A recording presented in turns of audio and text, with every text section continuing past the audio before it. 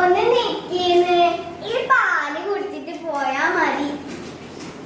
പിന്നെ എനിക്കൊരു കാര്യം പറയാനുണ്ട്.